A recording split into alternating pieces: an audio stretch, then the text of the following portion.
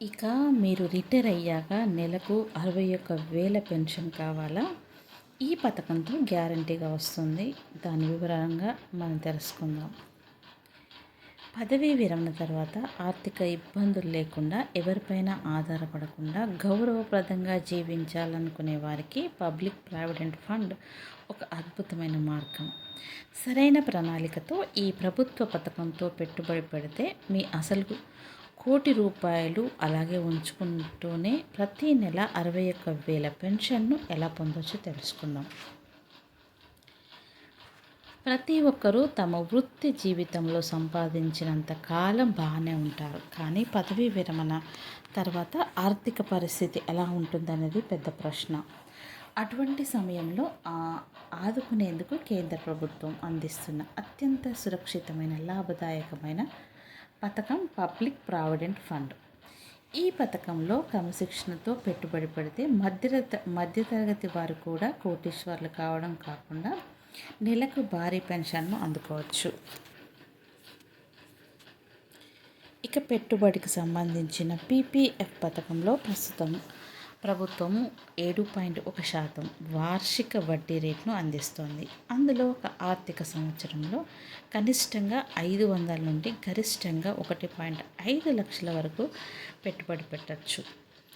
ఈ పథకం ప్రాథమిక మెచ్యూరిటీ కాలం 15 సంవత్సరాలు. అయితే మీకు పెద్ద మొత్తంలో నిధి కావాలనుకుంటే మెచ్యూరిటీ తర్వాత 5 సంవత్సరాల చొప్పున మీకు కావలసినన్ని సార్లు ఈ ఖాతాను పొడిగించుకునే అవకాశం ఉంటుంది. నెలకు 61,000 ఎలా సాధ్యం? సంవత్సరానికి 1.5 లక్షలు అంటే నెలకు 12,500 పీపీఎఫ్ ఖాతాలో జమ చేయాలి. ఇలా వరుసగా 25 సంవత్సరాల పాటు 15 ఏళ్ల మెచ్యూరిటీని ప్లస్ 2 సార్లు 5 ఏళ్ల పొడిగింపు పెట్టుబడి పెట్టాలి. 25 సంవత్సరాల తర్వాత చక్రవడ్డీ ప్రభావంతో మీ ఖాతాలో సుమారు 1.3 కోట్ల భారీ నిధి జమ అవుతుంది.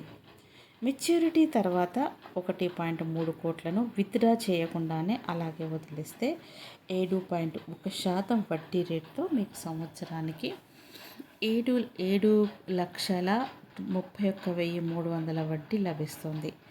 దీనిని 12 నెలలతో డివైడ్ చేస్తే నెలకు దాదాపు 60,941 మీ చేతికి అందుతుందన్నమాట. ఇక ప్రతి నెల 61,000 వడ్డీని పెన్షన్గా వాడుకున్నప్పటికీ మీ అసలు మొత్తం 1.3 కోట్లు బ్యాంకులోనే అలాగే సురక్షితంగా ఉంటుంది. దీనిని మీరు ఎప్పుడైనా విత్డ్రా చేసుకోవచ్చు, లేదంటే మీ వారసులకు అందజేయవచ్చు. ఇక పన్ను మినహాయింపు. ఈ పథకం త్రిబుల్ విభాగంలోకి వస్తుంది. అంటే మీరు పెట్టుబడి వచ్చే వడ్డీ, మెచ్యూరిటీ మొత్తం అన్ని ఆదాయం పన్ను నుండి మినహాయింపు పొందుతాయి.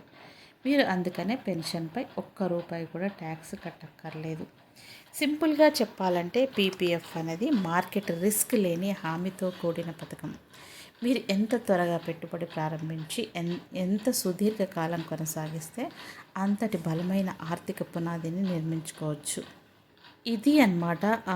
రిటైర్ అయిన తర్వాత మనకు నెలకు 61,000 పెన్షన్ రావడానికి ఇచ్చిన సూచనలను తప్పకుండా మీరు పాటించండి.